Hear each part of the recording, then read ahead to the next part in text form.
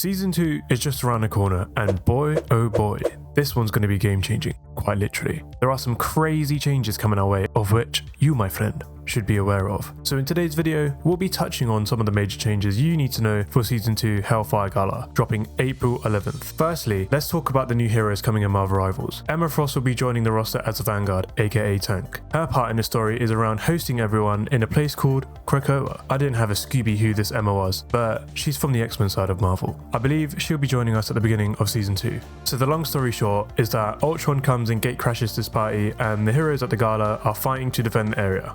The end. The plan is for Ultron to join us in Season 2.5. Rumours are that Ultron is actually going to be joining us as a strategist, aka support. Okay, here's where it gets really spicy.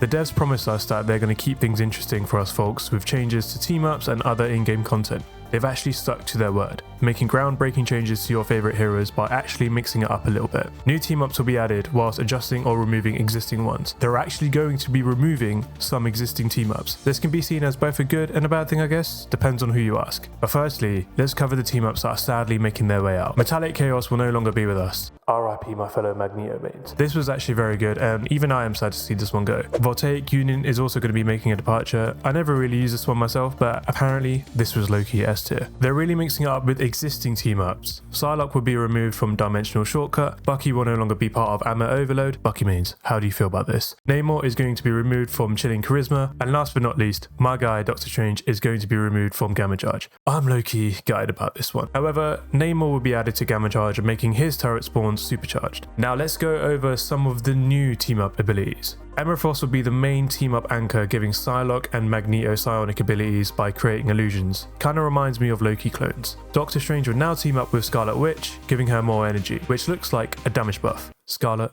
I'm coming for you. Captain America will now be teamed up with Bucky, which honestly makes sense. Bucky will now have the ability to leap towards teammates during critical moments with a counterattack. Bucky has a full dive. I'm in. Coming in Season 2 is the ability to personalize the color palettes of your skins. So dope. This will only be for some of the popular options, so it's looking like we won't be getting this option for every skin, but still, it's a welcome feature. Another completely new thing to be added to the game is the ability to gift your friend a skin. Again, another welcome feature in my opinion. Alright guys, the moment you've all been waiting for. Ranked adjustments. Each player now needs to be level 15 to play in competitive. In case you forgot, the requirement for rank was always just level 10. This is to give new players more time to learn the game before jumping into ranked. Let me know how you guys feel about this down below, because personally, I don't have an issue. NetEase also confirmed that each player will drop 9 divisions. Yeah, you heard me. For example, if you're in GM3, you'll now be in Gold 3. If you're in Diamond 1, you'll now be in Silver 1. If you're on Plat, well, it's looking like you're going to be back in Bronze. But hold on, wait, I know what you might be thinking. Just hold on.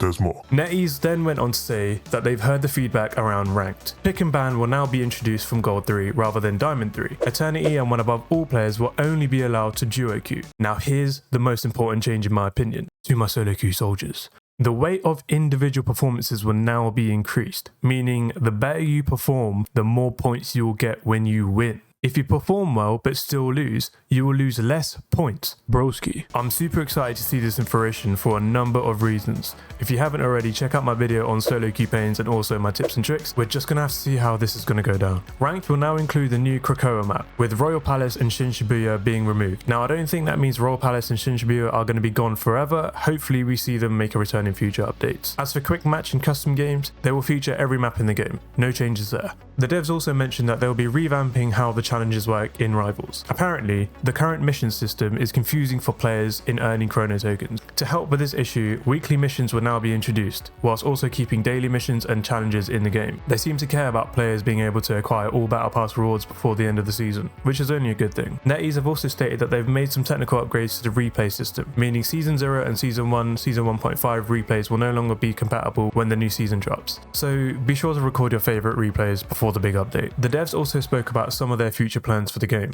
Starting from Season 3, the duration of each season will now be 2 months, with a new hero making a debut each month. From the sounds of it, one of the main goals for the devs is to maintain hype and keep things interesting. A new hero every month. Let me just tell you something, that's insane. If they can keep this sort of content flowing through the game, we definitely need to do it for Wakanda.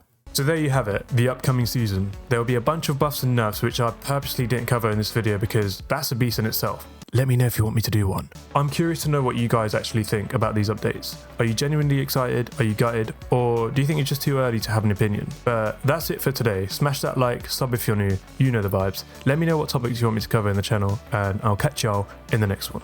Peace.